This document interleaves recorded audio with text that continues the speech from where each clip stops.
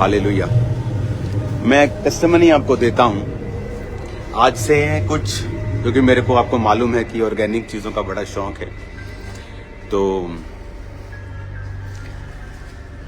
गाड़ी बाहर है, चलो उधर ही चलते हैं। और बाहर ज़्यादा मज़ा आ रहा है यार। ठंड में बहुत मज़ा आ रहा है, इस बार ठंड नहीं है इतनी। और मैंने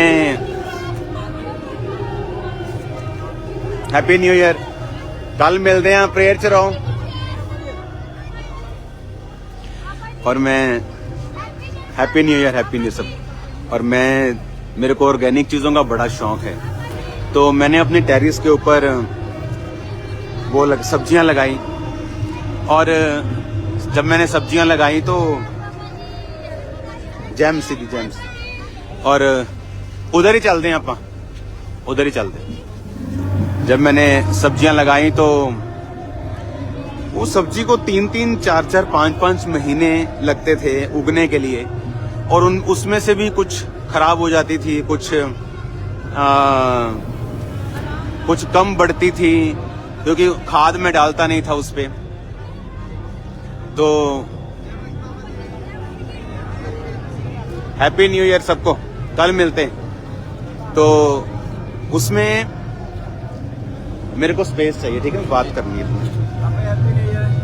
तो मेरे को पहले हर बंदे को किसानों से हमदर्दी रहती है ना। लेकिन मैं आपको टेस्टिमनी देता हूं कि जब मैंने वो सब्जी लगाई तो 3-3, 4-4 महीने रोज पानी देना, मेरा स्टाफ लगा हुआ है पानी देने, कभी नीम का स्प्रे कर रहा है, कभी सवा का स्प्रे कर रहा है।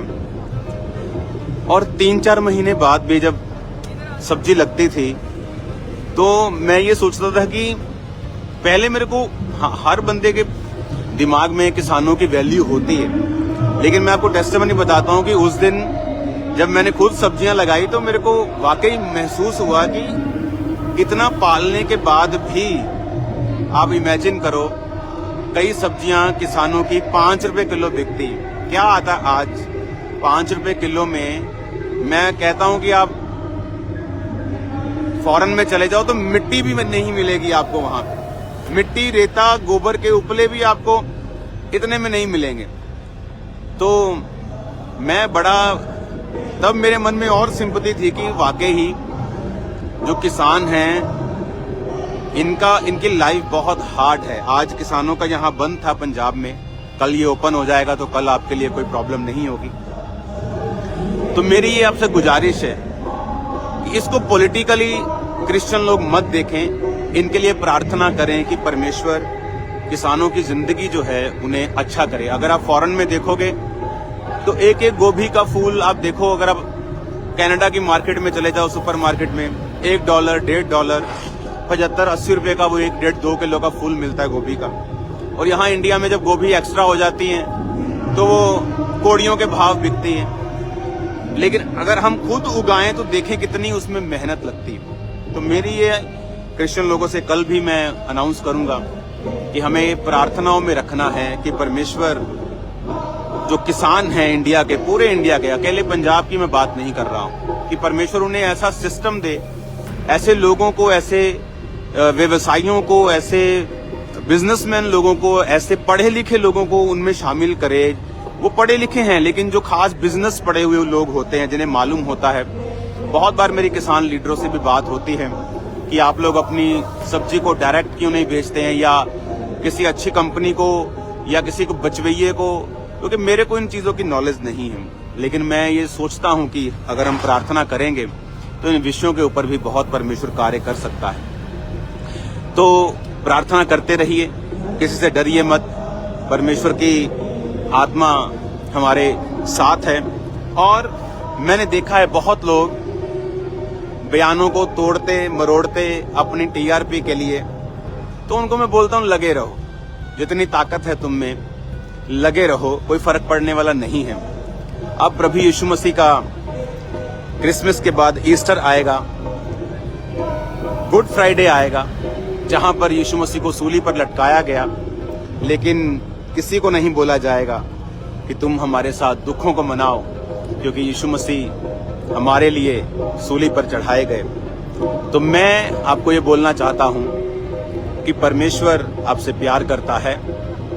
कल खुदावंद की प्रेजेंस में आप देखेंगे खुदावंद के कामों को, उसके प्यार को प्रकट होते हुए। और याद रखो, परमेश्वर के घर में कोई भी धर्म या जात नहीं है। वो आपसे भी उतना ही प्यार करता है, वो हिंदुओं से भी उतना ही प्यार करता है, सिखों से भी उतना ही प्यार करता है। वो हर धर्म के व्यक्तियों से वो प्यार करता है और हमें भी प्यार ही बांटना है। अगर लड़ना होता तो आज जितना यीशु मसीह के खिलाफ रील्स बनी हैं और वो लोग जो आज छोटी छोटी बात पर वीडियोस बनाने लगते हैं क्रिश्चियनिटी के खिलाफ, उनको बोलो कि कितनी वीडियोस बनाई हैं आज तक तुमने, जब तुम्हारे ही लोगों ने यीशु मसीह के खिलाफ रील्स बनाई हैं। कमेंट्स आप देखो कितने गंदे उन्होंने पास किए हैं। गुस्सा हमें भी आता है, मीडिया हमारे पास भी है, लॉ हमें भी पता है, लेकिन यीशु मसीह ने कहा तुम प्यार ही करोगे, तुम आशीष ही दोगे, क्योंकि तुम आशीष के वारिस होने के लिए बुलाए गए हो। आज परमेश्वर ने कहा तुम इस अंधकार में जलते हुए दीपकों की तरह दिखाई देते हो। लोग चाहे कुछ भी कहें, तुम्हें प्रेम करते रहना है, लोगों का भला करते रहना है, उन्हें ब्लेस करते रहना है। आज अगर आप परमेश्वर की बरकत को देखना चाहते हैं, आपको ये समझ आना जरूरी है कि आपको धर्म का चश्मा उतारना पड़ेगा। मैं क्रिश्चियन धर्म, मैं ये धर्म, मैं वो धर्म। आपको धर्म का चश्मा उतार के आपको डायरेक्ट परमेश्वर को देखना पड़ेगा कि वो वचन में हमारे लिए क्या कहता है। हालेलुया। मैं आपको बताना चाहता हूं, अगर कोई ऐसी बात मुझे करनी होती तो मैं हजारों बातें कर सकता हूं और मुझे किसी का भय डर नहीं है, लेकिन यीशु मसीह का प्रेम, उसका आत्मा, यीशु मसीह ने कहा मैंने तुम्हें डर का नहीं परंतु प्रेम और संयम का आत्मा दिया है। मेरा ये बिलीव है कि आप कल परमेश्वर की आत्मा को बड़े कार्य करते हुए देखेंगे। परमेश्वर की आत्मा के साथ आप वर्शिप करेंगे और खुदावंद के आनंद को और उसकी हीलिंग और डिलीवरेंस को आप लेंगे। कल मसाहो किया जाएगा ऑयल के साथ, शॉल के साथ प्रार्थना होगी। फुल परिवार आपका यहाँ पर सादर आमंत्रित है, सिर्फ क्रिश्चियंस ही नहीं, मेरे सारी जाति, सारे धर्मों के भाई बहन, मैं आपका आदर करता हूँ और आपको इनवाइट भी करता हूँ कि आओ और देखो कि यहाँ धर्म बदला जाता है या जीवन बदला जाता है। God bless you all. प्रभु आपको ब्लेस करे, आपके परिवारों को ब्लेस करे। कल मिलते हैं रात को खुदावंद की अमेजिंग उपस्थिति में। सबको जय मसीह।